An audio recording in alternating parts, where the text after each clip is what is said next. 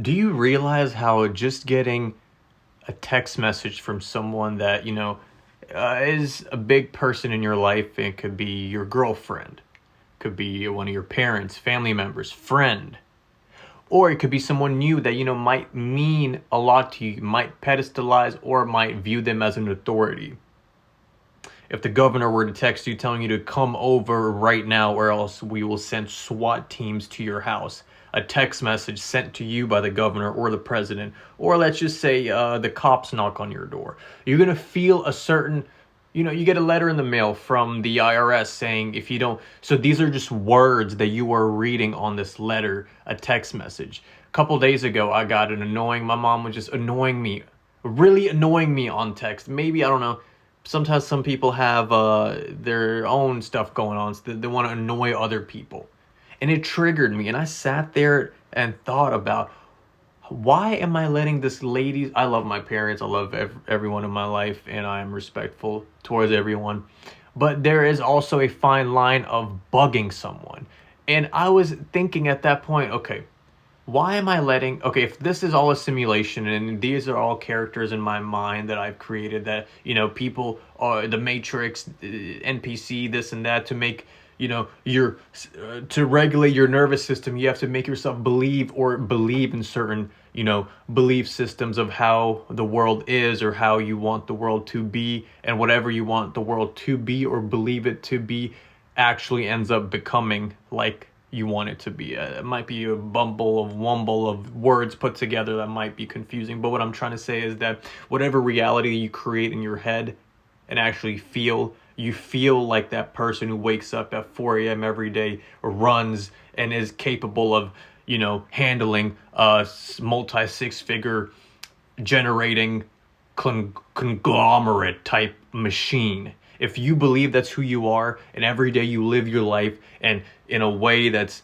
of this, you want to be this marathon track star that's built, and maybe you're not, that marathon track star built huge person yet. But maybe if you start living your life in a way where you believe that's who you are and who you are destined to be, not even destined to be, that's who you are now. Every time you walk past the mirror, walk and behave in the way you believe the person that you want to be, you actually are right now. Become that person now. Okay.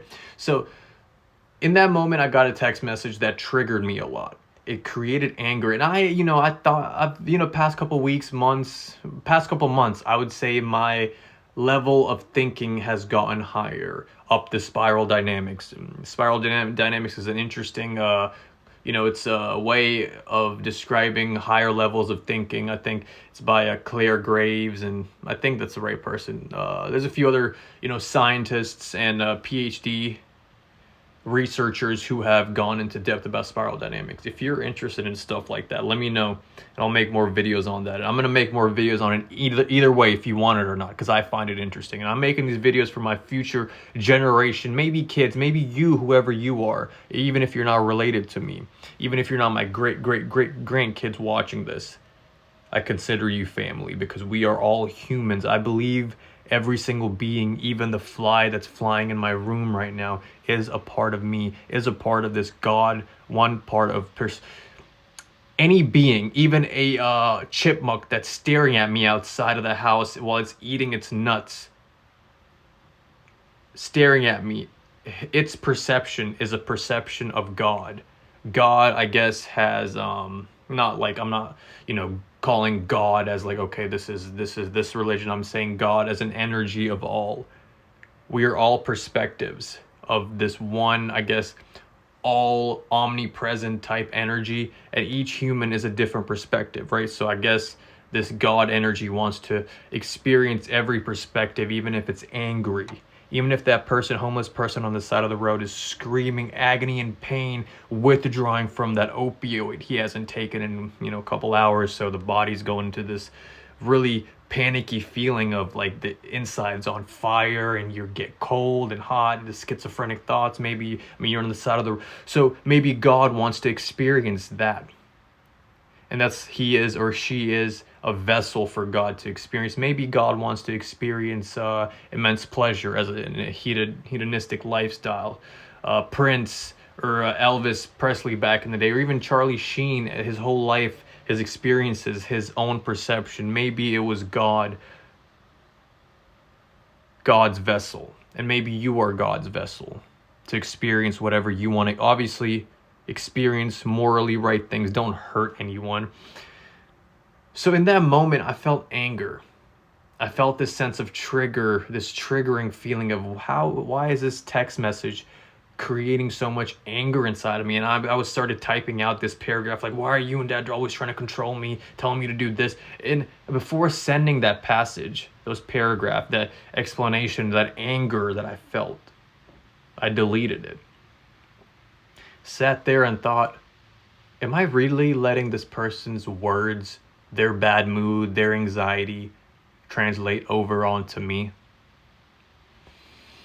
And that's easier said than done, because you can get a text message or a phone call, hear a couple words, hear a lecture from your parents, or, your girlfriend's mad at you for doing this. Or let's say it could be some things you can hear certain phrases and words from certain people that matter to you in your life. And if it's negative, it will affect you because you let it affect you. And I'm not trying to gaslight myself, and I guess it's a way of gaslighting yourself into feeling whatever you want to feel, because who is anyone to make you feel anything? I believe we are capable of control